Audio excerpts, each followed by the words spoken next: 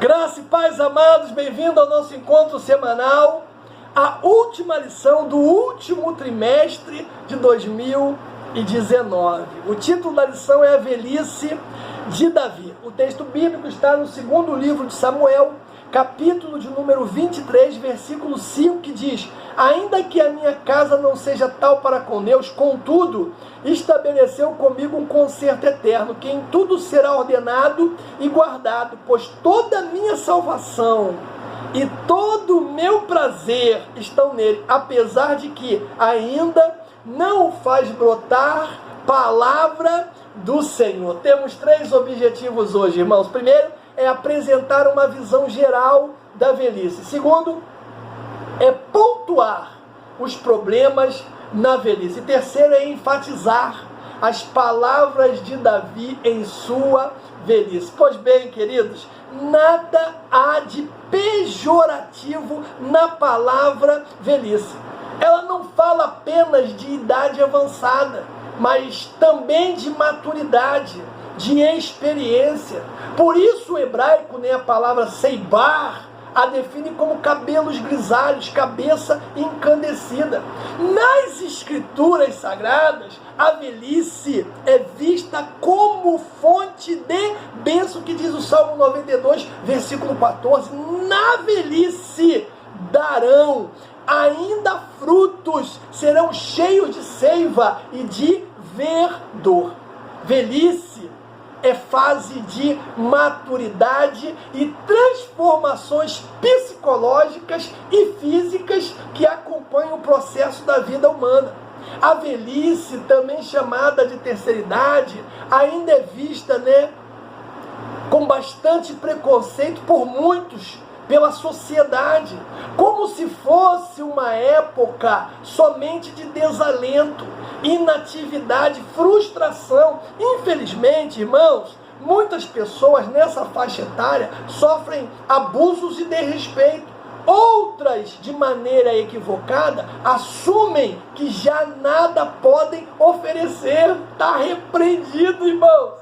Em razão disso, elas se sentem como? Inadequadas, inferiorizadas socialmente. Mas a Bíblia, ao contrário do mundo, ensina que o justo na velhice ainda darão frutos, serão viçosos, florescerá.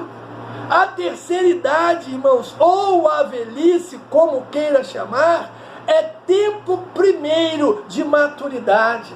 A primeira grande bênção do período da velhice é a maturidade, sobretudo quando se floresce plantado na casa do Senhor. É o que diz o Salmo 92. E aí no Salmo 92, duas figuras de linguagem vão dar a dimensão exata do que isso realmente representa. Ele fala no versículo 12: o justo florescerá como palmeira, crescerá como cedro. Duas palavras importantes desse salmo, Palmeira e o cedro. Em ambos nós vemos a lição de quê? Utilidade, perenidade, firmeza, robustez. São assim aqueles e aquelas que envelhecem seguindo os princípios ditados pela palavra de Deus. Têm raízes profundas, suportam os ventos da tempestade, são longevos, robustos e também são de presença acolhedora. É verdade, como exceção à regra, alguns idosos nunca amadurecem. E por quê? Porque não sabem aplicar os princípios da vida tão claro nas Escrituras. Os princípios de vida ensinados na Bíblia levam à maturidade, à prudência, à sabedoria para o ser humano viver acertando e errar o mínimo.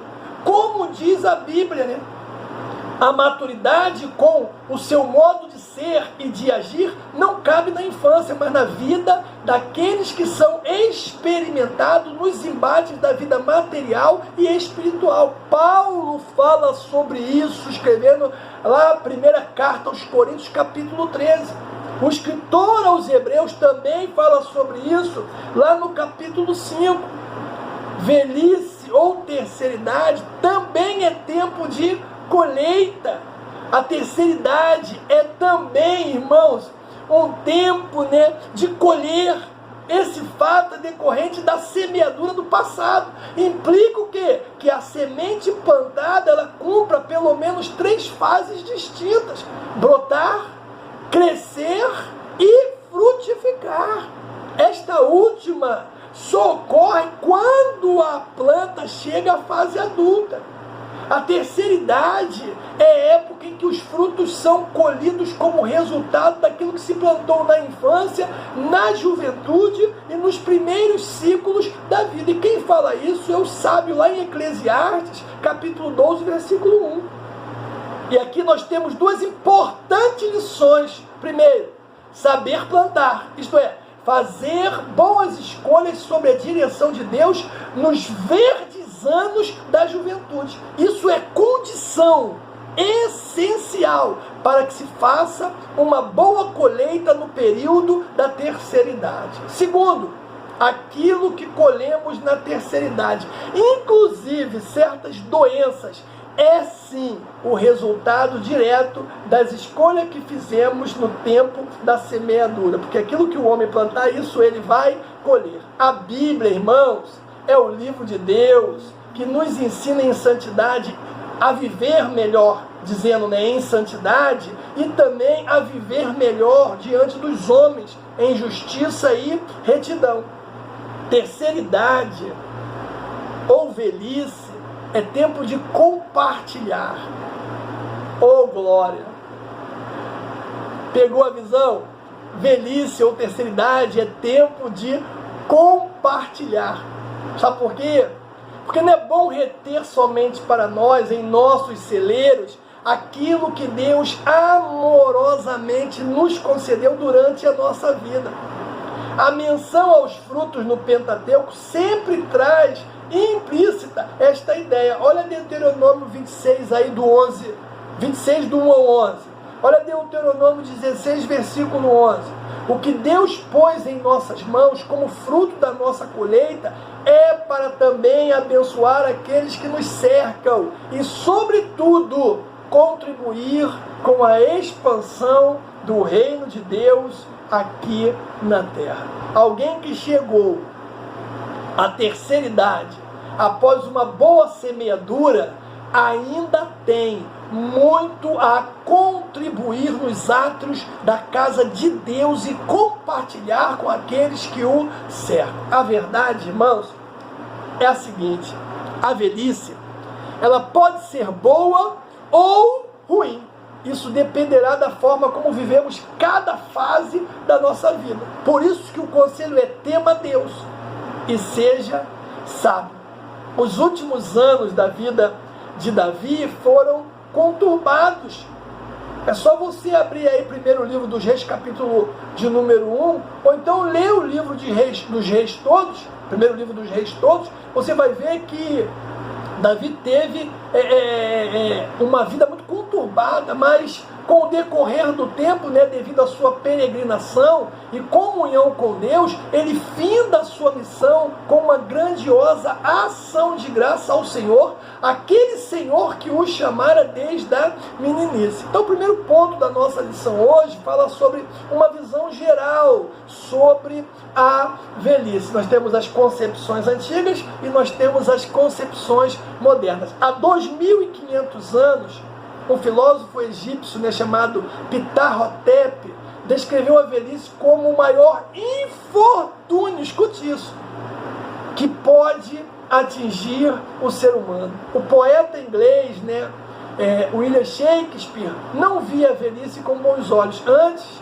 relatou que os anos crepusculares trazem a segunda infância e simplesmente esquecimento. O tom da concepção moderna sobre a velhice também ele é muito desgastante, ao afirmar que os velhos eles são ressentidos com os jovens, pois são pessoas cansadas, fora de moda, pessoas severas. Ô meu irmão, o que é isso? Entretanto, o respeito por cada fase da vida é ordenado por Deus. Ninguém pode desprezar o outro por ser adolescente. por ser jovem ou por ser idoso. Tem se vinculado aí nos meios de comunicação o descaso com que muitos tratam os nossos velhinhos. Ontem mesmo eu assisti uma reportagem na televisão sobre o desrespeito e descaso aos idosos. Fiquei impressionado com o comportamento pouco caridoso dos seres humanos. E não somente pelos hospitais públicos e outros órgãos, que é lamentável o tratamento dado aos nossos velhinhos. O próprio ser humano ainda não consegue vivenciar o verdadeiro amor ao próximo. São casos e casos de descasos e desrespeitos à terceira idade. Esquecemos que um dia lá chegaremos e necessitaremos de apoio, compreensão, atenção dos mais jovens, porque essa é uma fase muito delicada da vida. Sentiremos na pele como é difícil não ter a atenção e o cuidado necessário numa fase em que o corpo físico já não responde tão sadiamente ao comando do nosso cérebro. O grande consolo em toda esta situação é saber que este quadro, meu irmão, pode ser revertido a qualquer momento, se assim desejarmos. Por isso que é de extrema urgência que passemos a respeitar o próximo, principalmente os idosos. Como, é claro, nós gostaríamos de ser respeitados e amados. Sem dúvida nenhuma, irmãos. Isso se deve ao esfriamento do amor, ao aumento do pecado, gerando o quê? Ingratidão e muito desrespeito. Por isso, a Igreja do Senhor Jesus Cristo deve manter programas especiais para os idosos. Eu vou repetir, meu irmão.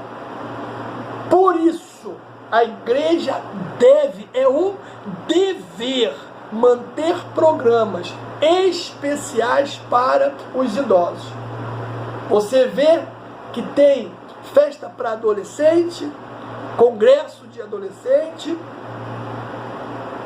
retiro de adolescente, festa para os jovens, congresso de jovens, retiro de jovens, mas eu pergunto, e cadê a festa dos idosos, o retiro dos idosos e o congresso dos idosos?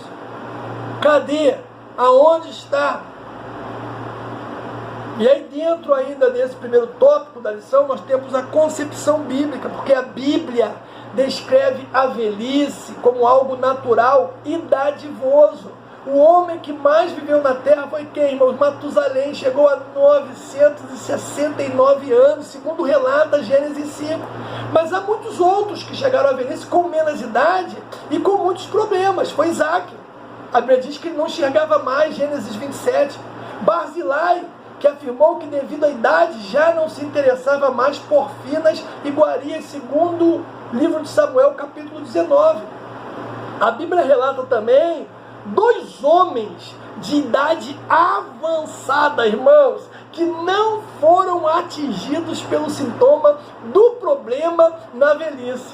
Moisés, em Deuteronômio 34:7, é dito que seus olhos nunca escureceram, nem ele perdeu o seu vigor. Outro homem é Caleb. Cara, que é sensacional.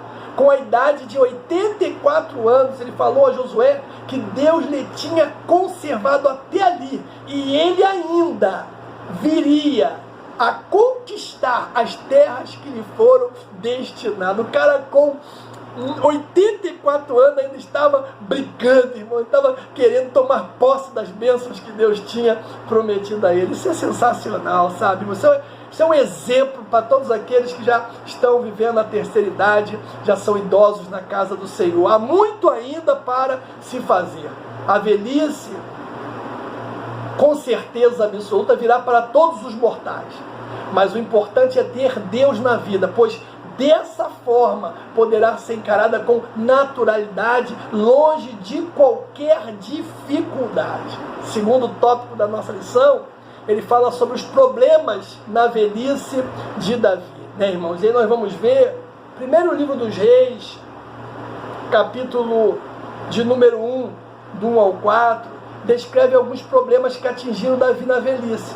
Ali se esclarece que a velhice não poupa ninguém, por causa dos grandes sofrimentos, né, das lutas que marcaram a sua vida e das causas naturais. Com aproximadamente 70 anos, as forças e a saúde de Davi já tinham definhado. O seu corpo não conseguia manter-se aquecido. Davi, na verdade, aqui ele é o exemplo de como começa o declínio da vida.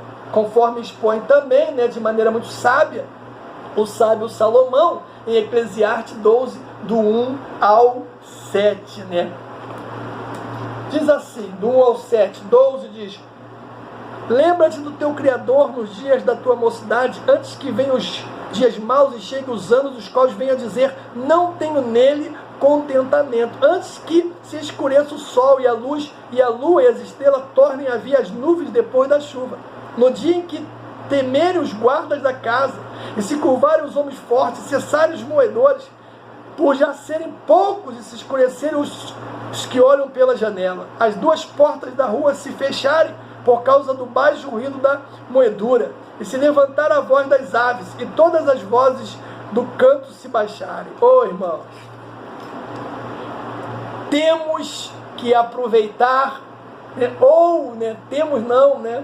Os jovens precisam aproveitar bem a adolescência, né, e a juventude na presença de Deus. Precisam consagrar suas forças e todo o vigor ao Senhor Jesus Cristo. Aí dentro ainda desse segundo tópico da lição, nós vamos ver que Davi, ele vai enfrentar na velhice mais um filho rebelde. Irmãos, que sina é essa, né?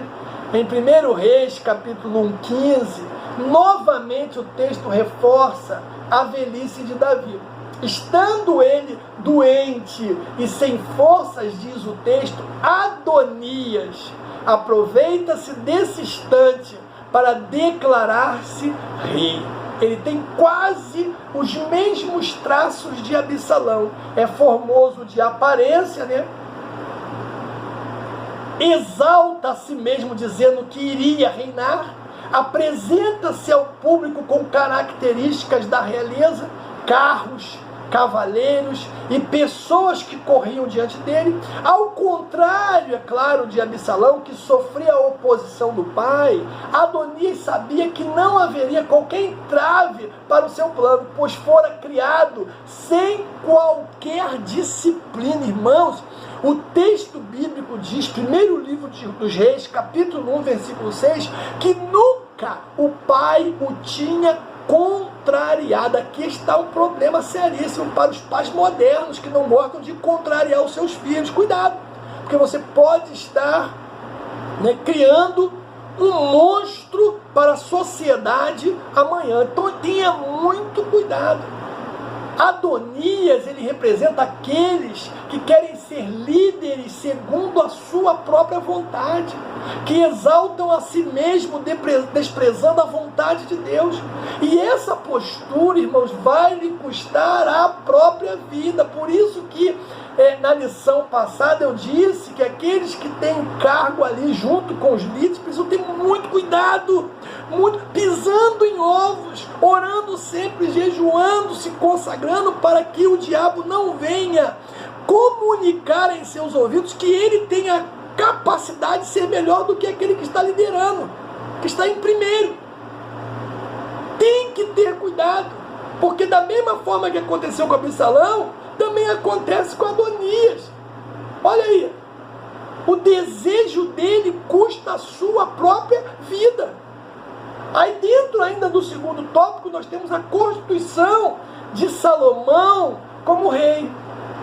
Já no leito de morte, doente, velho, Davi teve que atuar, meu irmão, firmemente para constituir Salomão como rei. Então ele chama Zadok, Natã e Benai, e passa ali as instruções necessárias, claro, seguindo os costumes, né, da separação de um rei, né, que é a unção, que é o anúncio público, para consagrar o seu filho Salomão. A ordem de Davi era que Salomão fosse colocado em sua mula, sobre o qual somente o rei andava.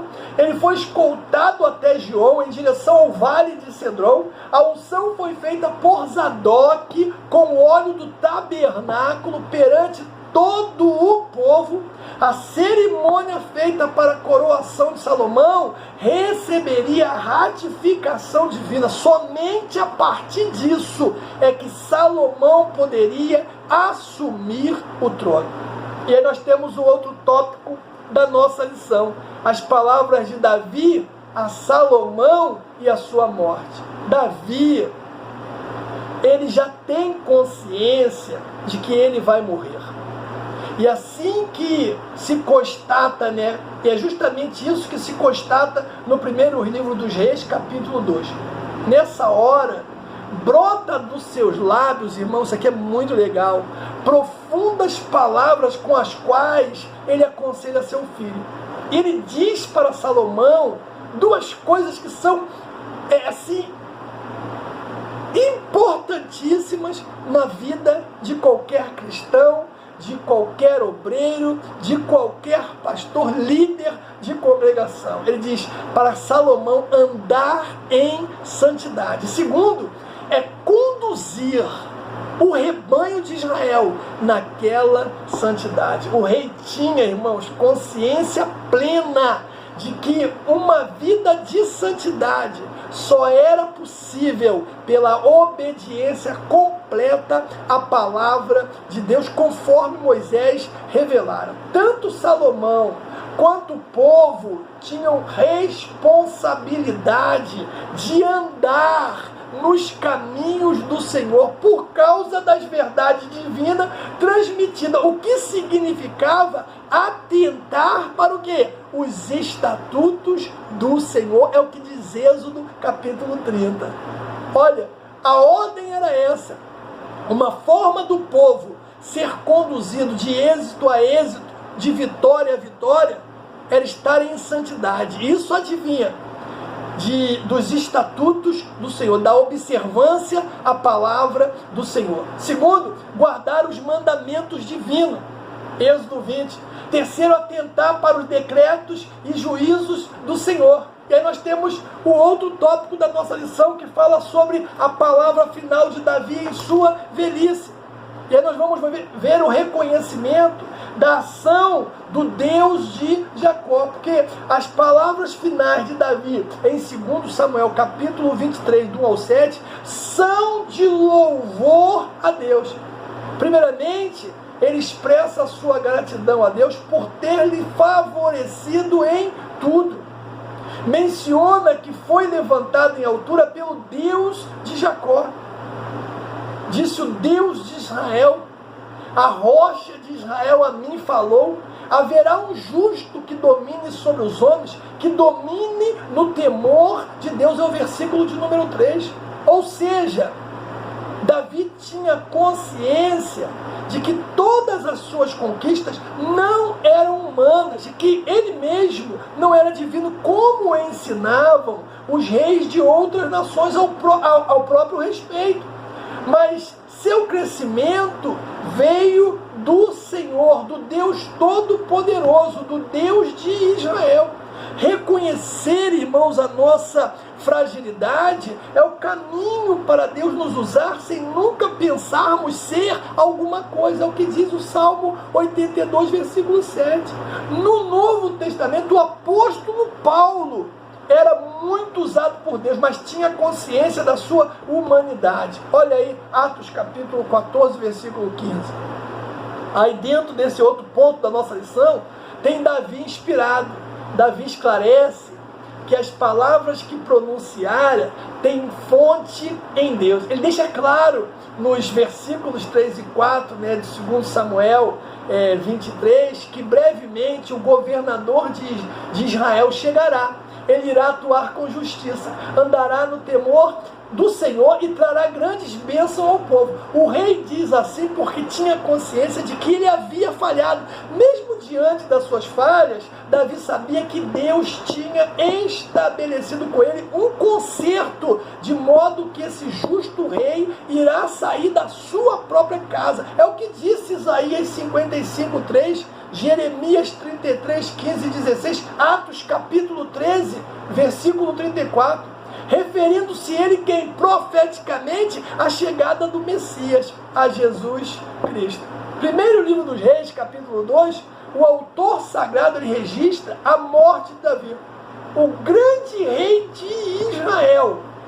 Ele dormiu com seus pais para acordar na eternidade com Deus. Ele estaria para sempre, a partir daquele momento, com o seu Senhor. Eu quero concluir, irmão, dizendo o seguinte: a Bíblia, ela fala dos atos heróicos de Davi, mas não esconde os seus erros e deslizes.